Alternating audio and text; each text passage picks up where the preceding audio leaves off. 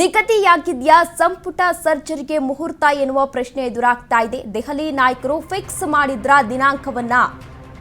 ನಿಗದಿಯಾಗಿದ್ಯಾ ಸಂಪುಟ ಸರ್ಜರಿಗೆ ಮುಹೂರ್ತ ಎನ್ನುವ ಪ್ರಶ್ನೆ ಎದುರಾಗ್ತಾ ಇದೆ. ದೆಹಲಿ ನಾಯಕರು ಫಿಕ್ಸ್ ಮಾಡಿದ್ರ ದಿನಾಂಕವನ್ನ.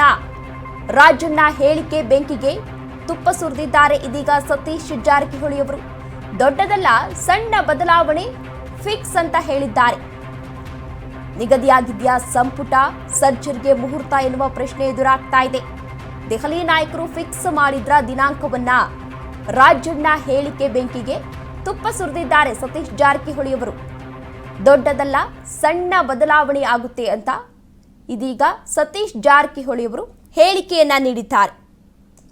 ಏನು ಕೆಎನ್ ರಾಜಣ್ಣ ಅವರು ಇದೀಗ ಹೇಳಿಕೆಯನ್ನ ನೀಡಿದ್ದಾರೆ. ಸೆಪ್ಟೆಂಬರ್ನಲ್ಲಿ ಎಲ್ಲವೂ ಕೂಡ ಬದಲಾವಣೆಯಾಗುತ್ತೆ ಎಂಬ ಹೇಳಿಕೆಯನ್ನ ನೀಡಿದ್ರು. ಅದರ ಬೆನ್ನಲ್ಲೇ ಇದೀಗ ಸತೀಶ್ ಜಾರಕಿಹೊಳಿ ಅವರು ದೊಡ್ಡದೇನು ಬದಲಾವಣೆ ಆಗಲ್ಲ, ಚಿಕ್ಕ ಪುಟ್ಟ ಬದಲಾವಣೆ ಆಗುತ್ತೆ ಅಂತ ಸತೀಶ್ ಜಾರಕಿಹೊಳಿ ಅವರು ಹೇಳಿದ್ದಾರೆ.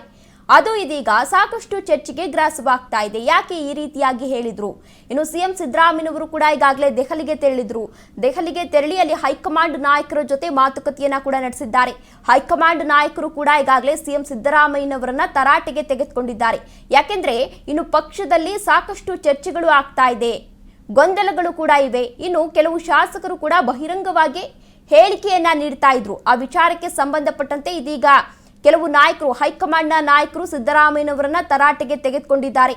ಅವರ ಬಾಯಿಗೆ ಬೀಗ ಹಾಕಿ, ಅವರ ಬಹಿರಂಗ ಹೇಳಿಕೆಗಳಿಗೆ ಬೀಗ ಹಾಕಿ ಎಂದು ಈಗಾಗಲೇ ತರಾಟೆಗೆ ತೆಗೆದುಕೊಂಡಿದ್ರು. ಅದರ ಬೆನ್ನಲ್ಲೇ ಇದೀಗ ರಾಜಣ್ಣ ಅವರು ಕೂಡ ಈ ರೀತಿ ಹೇಳಿದ್ರು. ಜೊತೆಗೆ ಸತೀಶ್ ಜಾರಕಿಹೊಳಿ ಅವರು ಕೂಡ ಈ ರೀತಿ ಹೇಳ್ತಾ ಇರೋದು ನಿಜಕ್ಕೂ ಕುತೂಹಲವನ್ನ ಮೂಡಿಸ್ತಾ ಇದೆ.